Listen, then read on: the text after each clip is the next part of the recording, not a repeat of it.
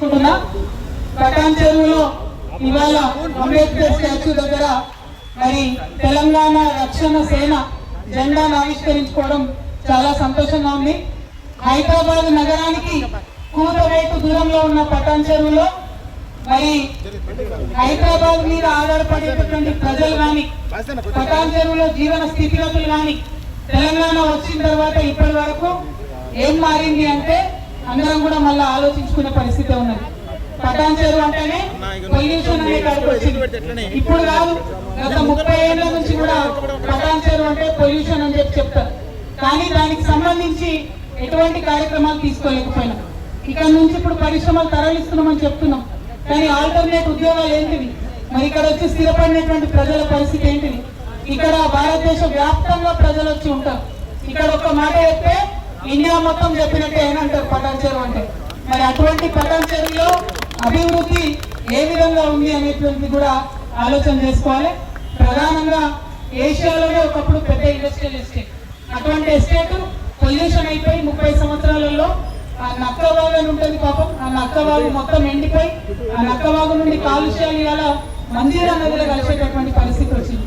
అంటే పటాన్ చెరువు అంటే కిలోమీటర్ లోపలి వరకు భూమి లోపల పొల్యూషన్ ఉంది. డ్రింకింగ్ వాటర్ కోసం ఒక బోర్ వేస్తే పొల్యూషన్, ఒక బిల్డింగ్ కట్టాలంటే ప్రాబ్లం, ఏదైనా పంట పండించుకోవాలంటే ఇబ్బంది. ఇక్కడ ఉన్న ప్రజలకు ఆ బాధలు తెలుసు, నేను ప్రత్యేకంగా చెప్పే అవసరం లేదు. కానీ తెలంగాణ రక్షణ సేన తరఫున మాత్రం మేము మీకు ఒకటే మాట ఇస్తా ఉన్నాం. వీఆర్ కమిటెడ్ తెలంగాణ వనరులు కాపాడుకోవడానికి, తెలంగాణ భూములు కాపాడుకోవడానికి, తెలంగాణ ప్రజలు కాపాడుకోవడానికి, పటాన్ చెరువులో ఉన్న పొల్యూషన్ తగ్గించడానికి, ఇక్కడ ఉండేటటువంటి ప్రజలందరికీ తలలో నాలుకగా ఉంటూ మీకోసం పనిచేయడానికి. మరి ఇప్పుడు ఇక్కడ ఉన్నటువంటి ఎమ్మెల్యే అసలు ఏ పార్టీలో ఉన్నాడో ఆయన కూడా తెలియదు కావచ్చు. ఇక్కడ ఉన్నాడో అనేది ఎవరికి అర్థం కాని పరిస్థితి ఉన్నది. మరి ఏమైనా అభివృద్ధి జరిగిందా అని అంటే ఎమ్మెల్యే గారి ఆర్థిక వనరుల మాత్రం బాగా అభివృద్ధి జరిగింది తప్పితే ప్రజలకు సంబంధించి అభివృద్ధి చాలా తక్కువగానే జరిగింది. మరి ఎంపీ గారు ఉన్నారు, ఆయన బీజేపీలో ఉన్నారు, ఆయన ఈడు దాకా వచ్చి టీఆర్ఎస్ వాళ్ళ కోసం ఓటేసిపోయినడం వల్ల అంటే అన్ని పార్టీలు ఉన్న వాళ్ళందరూ కూడా కలిసికట్టుగా ఇక్కడ ఒక దోపిడీ చేస్తున్నారు. నిన్నగాక మొన్న రోడ్డు మీద ప్రభుత్వ పాఠశాల ఉంటే బుల్డోజర్లు పెట్టి కబ్జాలు చేసేటోళ్ళు కూలగొట్టి ప్రజలు మళ్ళీ యుద్ధం చేసేంత వరకు కూడా కలెక్టర్ వచ్చి దాన్ని కాంపౌండ్ వాళ్ళు కట్టలేదు. మరి బుల్డోజర్లు పెట్టి రౌడీలు పట్టపగలు ప్రభుత్వ పాఠశాల కూలగొడుతున్నారంటే ఒకరి సహకారంతో అవుతుందా? అందరి సహకారంతోనే అవుతుంది. కాబట్టి ఈ పటాన్ చెరువులో ఏదైతే మ్యాచ్ ఫిక్సింగ్ రాజకీయాలు ఉన్నాయో అవన్నిటిని పక్కకు తీసేద్దాం. పటాన్ చెరువులో ఏదైతే పొల్యూషన్ ఉందో దాన్ని తగ్గించడానికి సరికొత్త ప్రణాళిక చేసుకుందాం. పటాన్ చెరువులో ఉన్న పేదవాళ్ళు ఎట్లా ముందుకు పోవాలో దానికోసం ఆలోచన చేసుకుందాం. పటాన్ చెరువులో ఉన్నటువంటి యువతి యువకులకు కొత్త ఉద్యోగాలు, మంచి ఉద్యోగాలు ఎక్కడ రావాలో దానికోసం ఆలోచన చేద్దాం.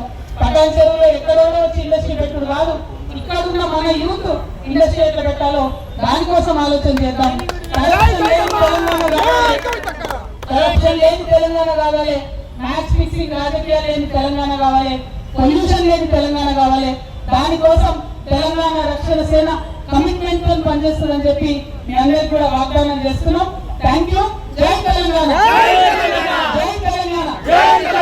ఇవాళ ఈ జెండా పండుగ ఏర్పాట్ల కోసం ముందుండి ఇక్కడికి వచ్చి సమీక్షించినటువంటి సంగారెడ్డి జిల్లా పార్టీ ఇన్ఛార్జ్ గారు అన్న బాలయ్య గారు, మాజీ జెడ్పీ చైర్మన్ గారు, అట్లనే సోదరులు చంద్రశేఖర్ రెడ్డి గారు, విష్ణుచారి గారు, నారాయణపేట నుండి వచ్చిన బాపు గారు, మల్పతి బాపు గారు, మెదక్ నుండి వచ్చిన బట్టి అజయ్ గారు, అట్లానే స్థానికంగా ఉన్నటువంటి నాయకులు ప్రవీణ్ గారు, ప్రతి ఒక్కరికి కూడా పేరు పేరున హృదయపూర్వకంగా ధన్యవాదాలు, అభినందనలు. జై తెలంగాణ.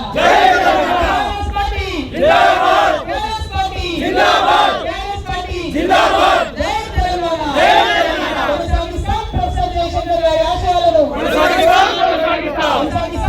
జయశంకర్ గారి ఆశయాలను. జై తెలంగాణ.